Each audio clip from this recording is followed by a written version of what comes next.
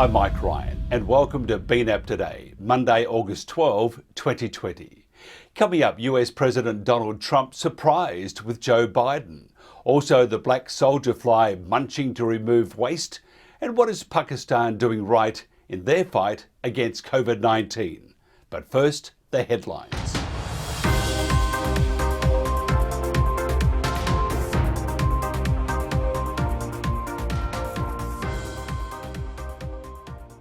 Describing her as nasty, US President Donald Trump said he was surprised that Joe Biden picked Senator Kamala Harris as his VP candidate. Well, I like Vice President Mike Pence much better.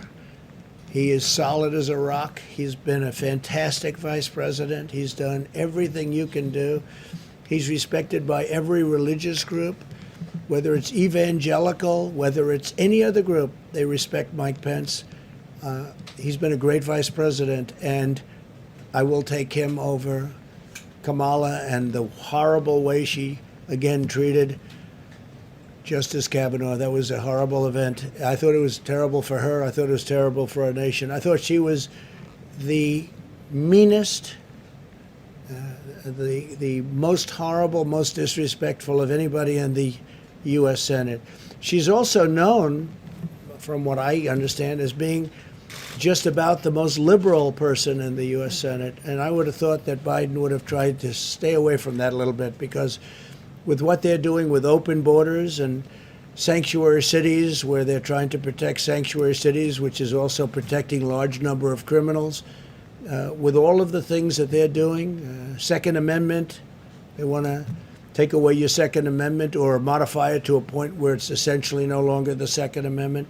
I would have thought he would have gone a different way. Hell has no greater fury than a president scorned.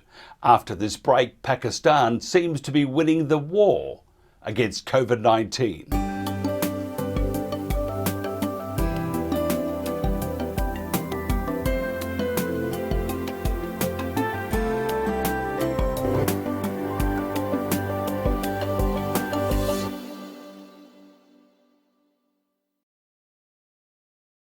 Fabric mask should ideally have 3 layers: an outer layer, an inner layer, and a middle layer, which can be an insert or can be another fabric layer.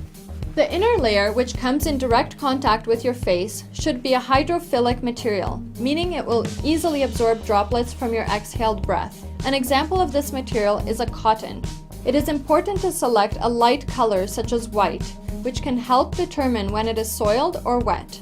A good place to find this is in a woven or knit cotton t-shirt. The middle layer should go into a pocket between the inner and the outer layer like this, and should act as a filter.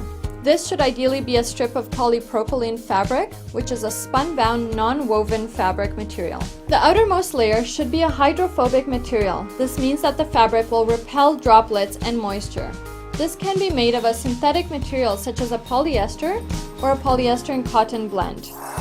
Dr. Adnan Khan is Chief Knowledge Officer at Research and Development Solutions, a consulting firm in Islamabad, Pakistan.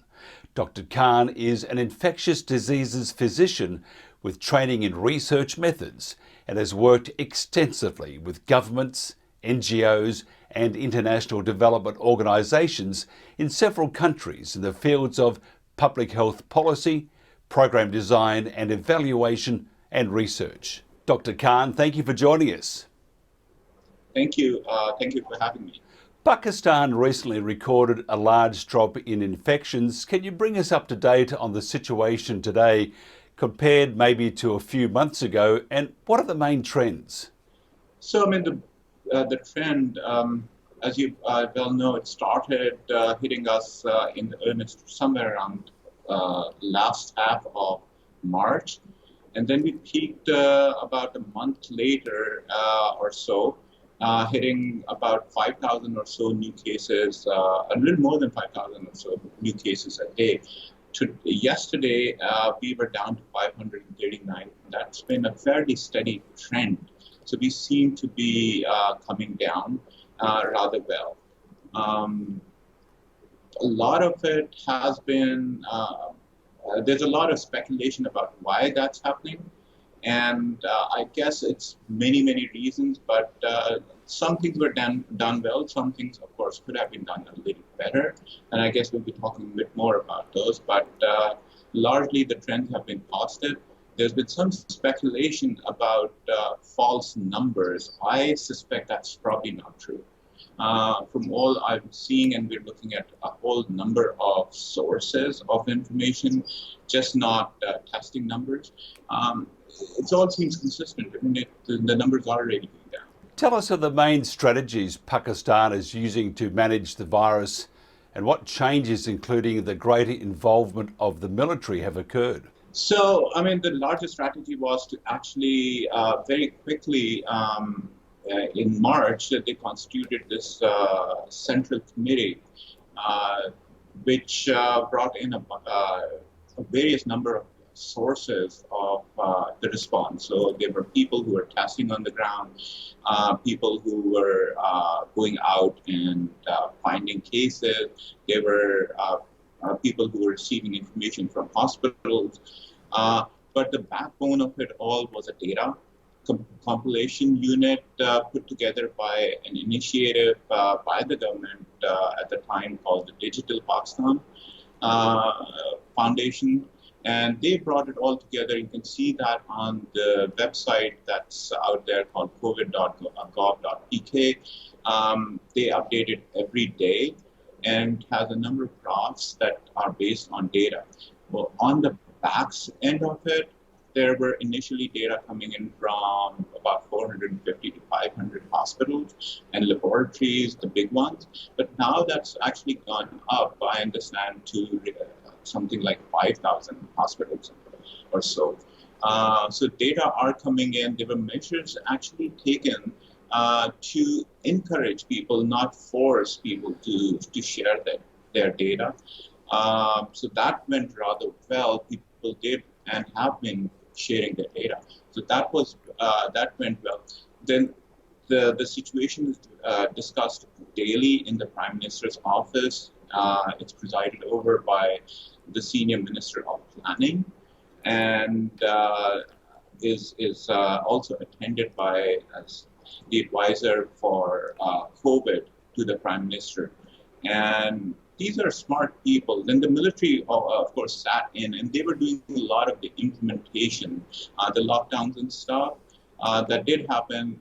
That was supported by the military personnel going out and making it happen. Military was also there in the coordination committee where they were actually helping do some of the analysis once they were guided by the epidemiologists. So it was a very well orchestrated and continues to be a very well orchestrated plan.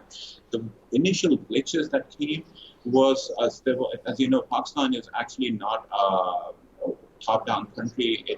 Provinces have a lot of leeway, particularly in health.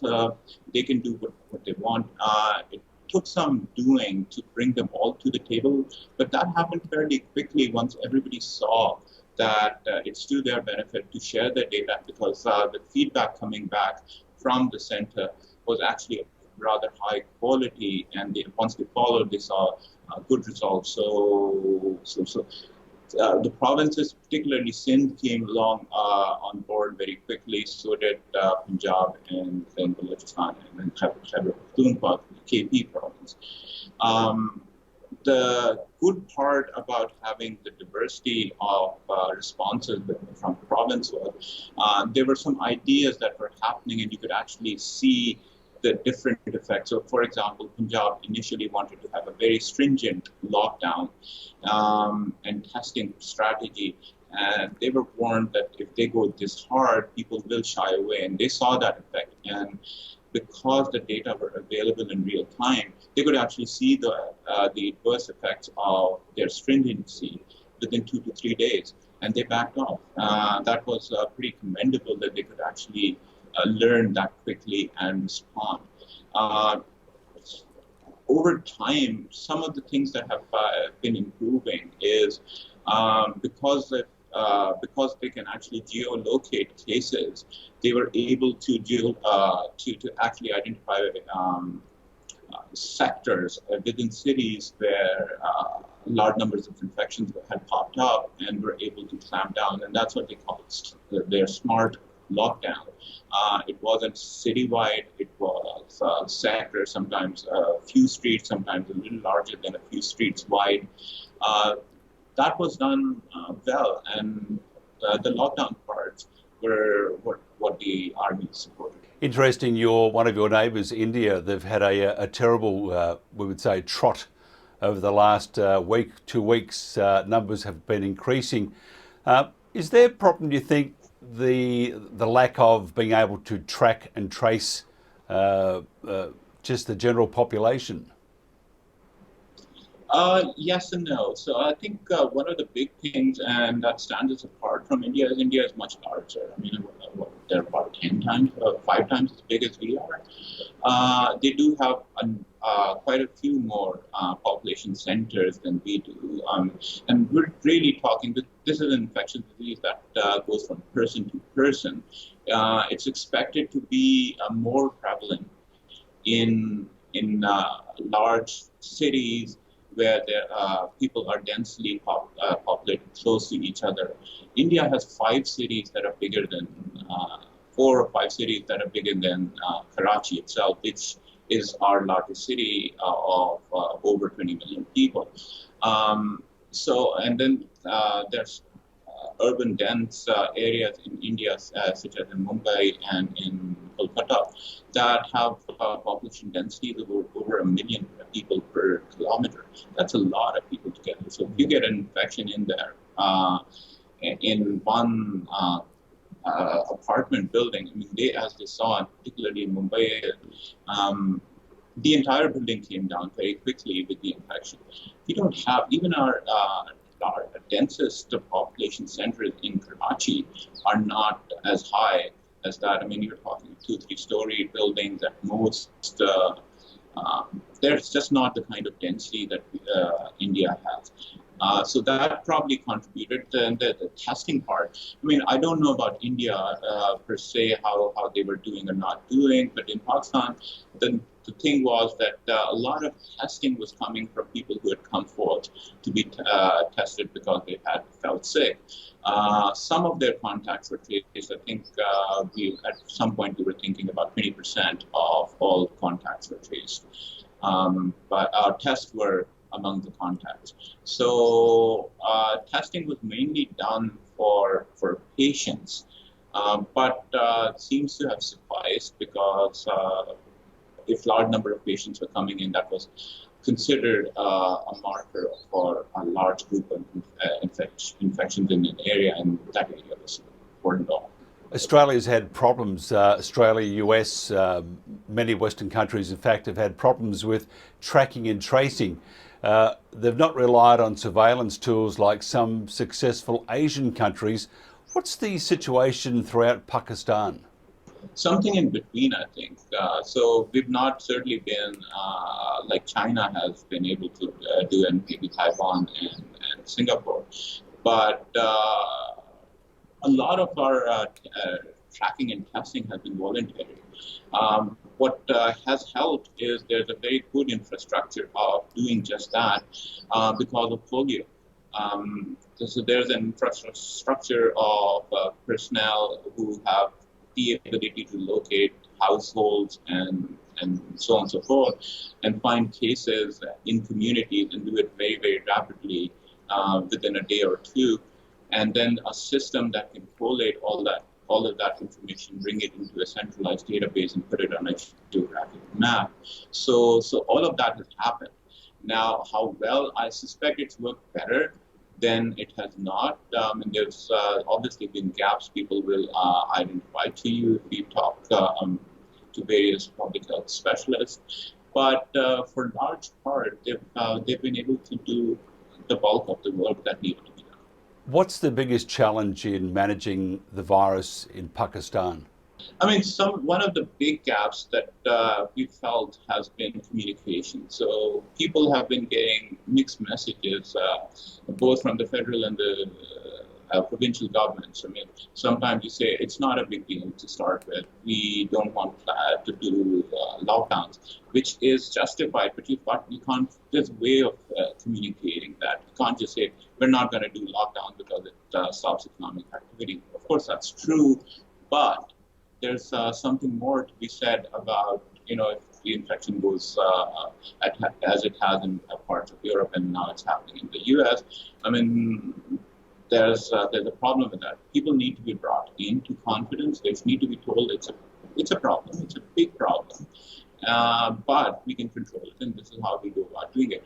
Somehow felt that we really didn't do that much with the communication. I think that's been a problem because people don't trust them. I mean, one day you're saying it's a problem, we need to clamp down, and then you're closing off entire cities. And 2 days later, you say it's really not a problem, and everything is fair game. An average person says, "Hey, wait a minute, we're talking both sides of the mouth." Governments are really good, aren't they, at scaring people? It's pretty hard to unscare someone. So they do the job well at the start. They scare the bejeebers out of all of us. And then, as you said, next day, oh, it's okay, go out and shop, enjoy yourself, wear a mask, and good luck.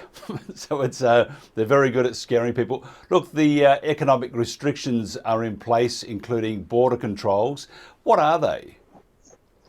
So border controls are now easing. The flights are starting to come in. I think they may not be completely up to the normal, but I suspect at least 50 to 70% of incoming flights are coming compared to the pre-COVID levels.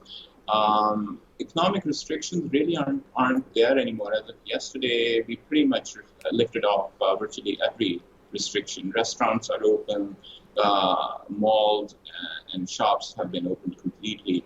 The only thing remaining, I think, are schools that are supposed to open on 15th of September, but everything else is pretty much on the go. What about face masks? Is that mandatory? So far, all the experts that we've spoken to from South Korea, from Taiwan, have said that they are imperative, but for them to work, everybody needs to wear them. Right, so face masks really aren't being enforced. So I think the current guidance is encouraged, as you said. But what's really happening is pretty much most people have given up. If you go to cities, there are basically two types of people. Extremely well-off people are self-distancing. Some people are still in quarantine, full length. Those are very rich people. And then everybody else in the community, on the street, I mean, you hardly see very many masks outside the rich areas. How long do you think this dreadful COVID will be around? I mean, a lot of it depends on the countries. I mean, so the fact that the experts really haven't figured out exactly what's worked. So we know kind of, as you said, wearing masks, distancing work. So, but a lot of countries didn't do it. I mean, just step back a little bit. One of the things that we've been following is Google does a really nice mobility thing. You can look it up on Google Mobility. What it does is it tells you how much people restricted themselves, or countries did that. And they did it at a country level and sometimes at sub-country, city and sub-city level for US and Europe. And so you saw that some of it matched the epidemic curve, but a lot of it didn't. So that was that. The fact that the epidemic was much worse in rich countries than in poor countries. I mean, as of the end of May, 96% of the deaths had happened in a rich country. Tells you something about population density. People had all kinds of theories. Herd immunity was one of them. People had the BCG theory. I think that kind of ties in with another theory that we've heard discussed. And I think all of these things actually have merit about that people here in South Asia and in rest of Asia in poorer countries are exposed to so many viruses and germs that we have generally higher immune responses. Maybe that's true, but all of these theories are yet to be borne out by science. But I think all of that is true. I think one of the big things has been that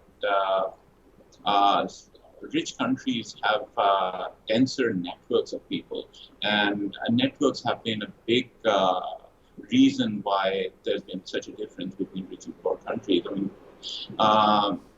you don't come in contact with everybody all the time. You come in contact with something like 20, 30, 40, 50 people at most on a routine basis. Infection comes into your network, it's there. If your network isn't very large and overlapping, then infection stops within your network. You're not infecting the next person. I think that's been a big role in places like Pakistan, and I think in many of the developing countries. That said, I suspect there's going to be two epidemics. One is going to be in poorer countries like us, where it's going to be somewhat more limited.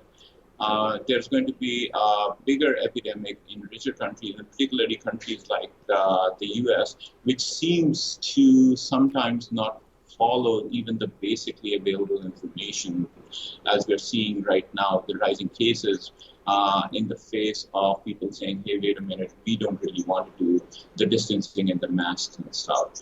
I mean, masks and distancing probably all help. None of them is the golden bullet. But you know, it's one of those complex things where a little bit of this and a little bit of that comes together. So I suspect that better messaging, a little bit better controls will help in most of the world. It will probably go on well into the 2021, I think.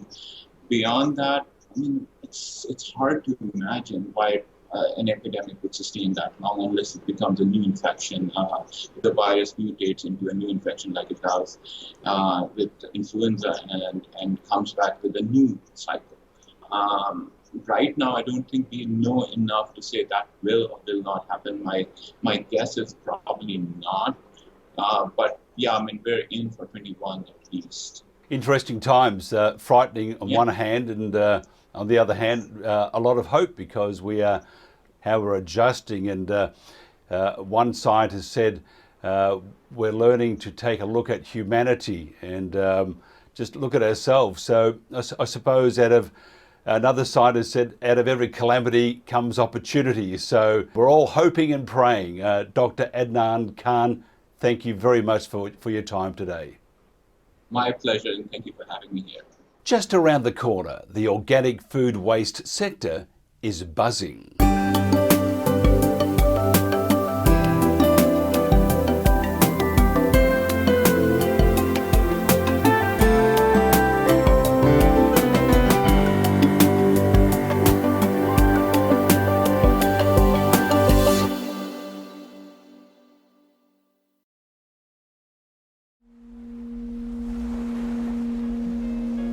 There is a place in the heart of the Pacific where people greet each other with life, happiness, and good health.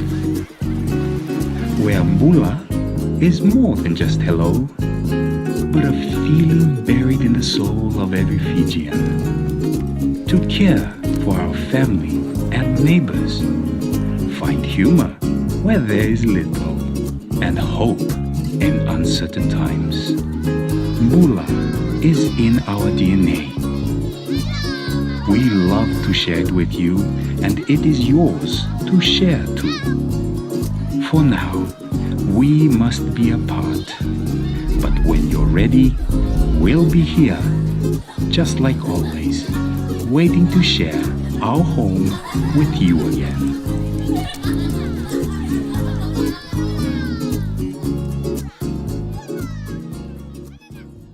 On Monday, we interviewed Cameron Arnold, CEO of Fly to Feed. Cameron Arnold has an extensive career in the hospitality and tourism industry, having held senior management and executive positions throughout Australasia. In 2016, Cameron was awarded Outstanding Contribution by an individual at the New South Wales Tourism Awards, the industry's highest acknowledgement in New South Wales. Cameron has recently launched a new venture in the organic food waste sector, dealing with the problem that food waste causes in landfill.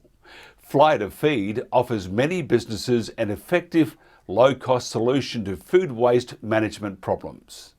Cameron, welcome. Thanks, Mike. Thanks very much for having me on the show. You were just buzzing around. There's plenty more puns to come. I have a whole bag full, but I will not use those, okay? Until later. Feel free to later on, mate. That's fine. Tell us about Fly to Feed and how you got into this business. Yeah, I mean, the introduction, my background is firmly in the tourism space, and this is a bit of a pivot, what they call lately, into a new area, but there is a assimilation there. I had a couple of restaurants over my career and hotel at one stage in Byron Bay, so I was pretty exposed to the issue that we have with food waste, and a very close friend of mine has been dealing with the black soldier fly for about 3 to 4 years, and was trying to convince me to do something with that. He could see the potential of what they could achieve in food waste and other areas. And he eventually installed a system at my residence, and I saw how fantastic the soldier flies were in reducing the food waste just in our own home. And then we looked at, okay, how do we actually make this into a business? So we looked at what was happening with the soldier fly right across the globe, and it is a global industry, Mike. It's there's some pretty big players in this space, but a lot of them are really involved from the byproduct from the soldier fly larvae.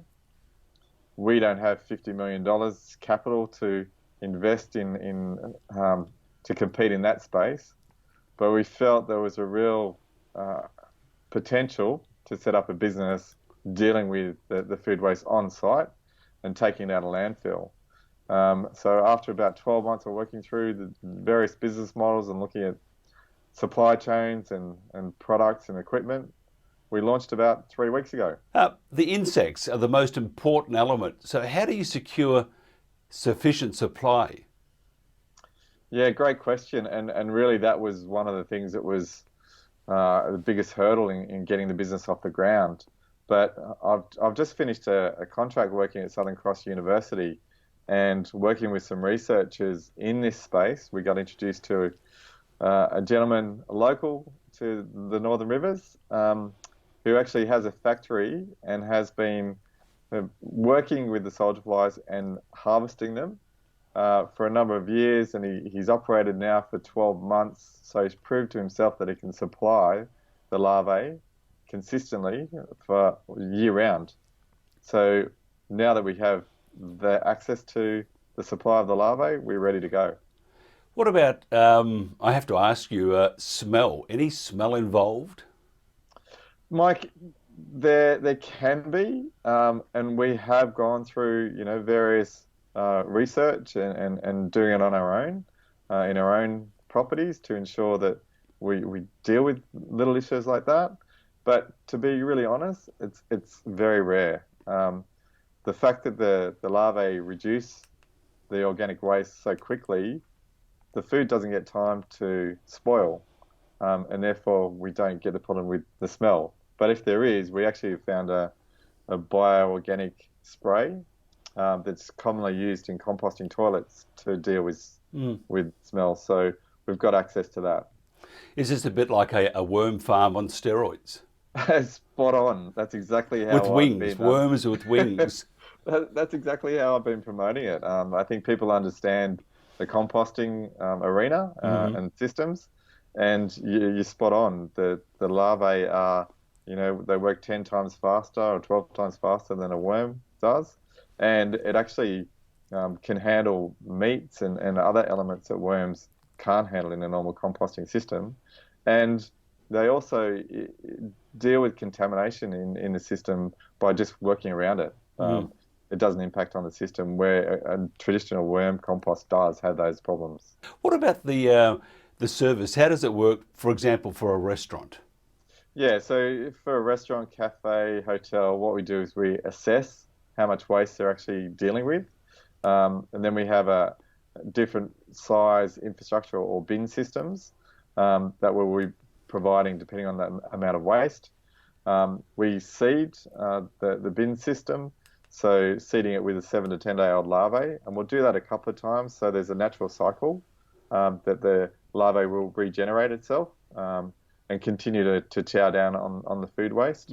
And then at a time that probably on a monthly scale, 6 weekly period, we'll actually come and service the system, which could entail us completely cleaning out the bin and then reseeding it and starting again, or just topping it up with more larvae. So if the system actually does get to a stage where it's self-populating, so in other words, the flies are hatching, laying eggs on the bin, and then those eggs are then reseeding into the bin itself, which is what's been happening in my own system at home and in my business partners' systems. So that's what we aim for. And it's fully like the circular economy. It's perfect.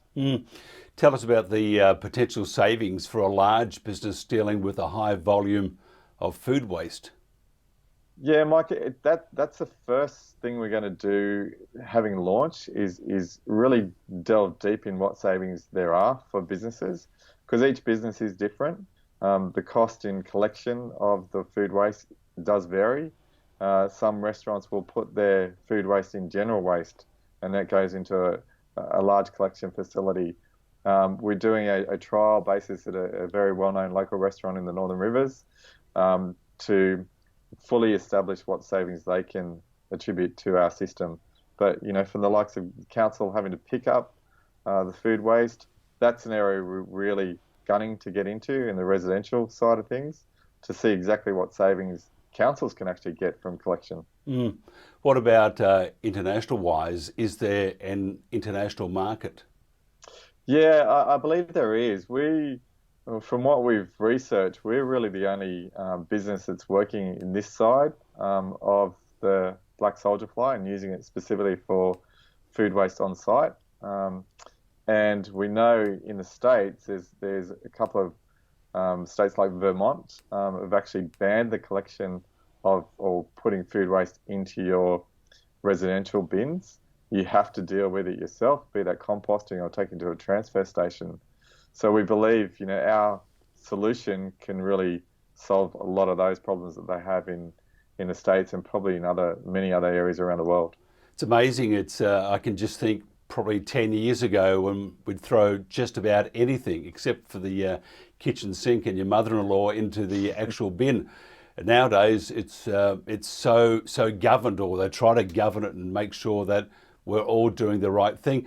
Looking at the overseas market, how are you approaching this, though? I mean, it's a very unique business, and it does have, I would imagine, certain guidelines, and there are strict protocols to follow. But so how are you actually following, and I won't say your dream, but following your business plan to expand overseas? Yeah, we've really approached this looking at how we scale and scale quickly. We know that the concept works. We know it's a great concept and a great solution to a huge problem. So really, we've looked at how, if we were going to expand internationally, what aspects we're going to need for that. So that's from looking at the supply chain and actually harvesting the larvae and what that structure looks like, how much, square meterage we need for a system, and how big a system we need. So it's early days. Like I said, we've only launched 3 weeks ago, but we're looking at, in order to, capitalize on what we're doing, to be able to scale really quickly and think about every aspect of it. You offer scalable infrastructure and off-the-grid service. Tell us about this. Yeah, so everything we do is, from the bins to, we look at how much waste you're dealing with, and we'll put together a system that's going to handle that amount of waste. So it's a matter of, do you need 2 bins, 3 bins, 4 bins? That's how easily it is to scale. And then as far as being off the grid, we are looking at, there's no power requirements for it at this stage, but the larvae itself can become a bit dormant when temperatures go down. So we're looking at a solar based power source to heat up inside the bin itself. And the other piece of technology that we're actually in conversation with UQ about is a monitoring system that we can access certain readings that are happening in the bin, and we can monitor it from remotely to then ascertain when it needs to be serviced. So that's an area that I'm really excited about, to be able to fully automate the monitoring and servicing of the bin. And also we can measure exactly how much waste is going in there and how much emissions we're actually taking out of the atmosphere. An amazing business, and I'm sure councils globally will be looking at this. It just saves them money and good for the environment too. Fly to feed really is the buzz. I had to use that one, sorry. If they want to find out more about Fly to Feed or Louis the Fly or something like that, I mean, I have to use these corny lines. I've stored these up for years, and you're just flown into my life. So how would they find out more about Fly to Feed? Well, let me correct. Louis was the bad fly. Louis was the fly that you wanted to spray with fly spray. So we're good flies. You're good flies. We're flies that are making a difference. So yeah, look, if you want to get in contact with us, the website's launched. It's www.flytofeed. That's FLYTOFEED.com. Okay, have to ask you this one. This is very Australian for those overseas wondering what the heck we're talking about. But tell me this, and honestly, Cameron, are there flies on Cameron? No flies on me. Except your ones. Well, ours are friendly, as I said. I have never known a fly that I liked before, and now I love them. Fantastic. Great chatting with you, and all the best with Fly to Feed. Thanks very much, Mike. Appreciate it. And that's it for BNAP today, August 12, 2020. Be safe and be kind. I'm Mike Ryan.